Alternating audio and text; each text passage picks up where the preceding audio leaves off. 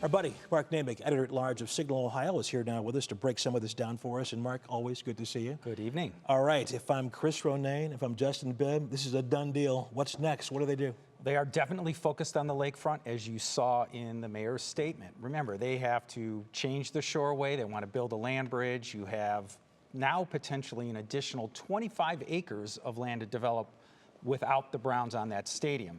That's where they're going to keep focusing. They still want federal money for that project. They need it. You have the Rock Hall coming together with their expansion. So they're going to talk about really creating more access to the waterfront. That's their way of not talking about the Browns. Okay, so the county executive and the mayor both have said they're not going to do anything to help this team get what they want here. What is an option for the team moving forward in all of this? Yeah, I think there is a little leverage to be played here by the Browns, and that goes right back to what we just heard about the lakefront. The Browns could offer to help take down the old stadium, which cost tens of millions of dollars to do. They could offer to invest in that lakefront. Now, in exchange, perhaps then, for the county helping out with some financing. That is not completely ruled out because county council could come in and still want to do this as, you know, they have to look out for the whole county. Brook Park costs them more money to float bonds than the county, which has better credit rating.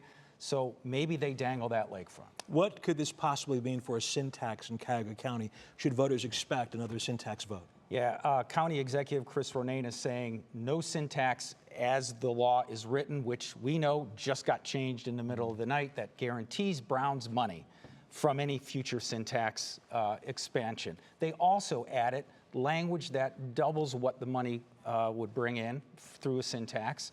And now they go after people vaping. That will be part of that. But Ronayne's argument is that's still not enough for the repairs, which now cost, you know, more than $14 million a year, which is what the sin tax brings in.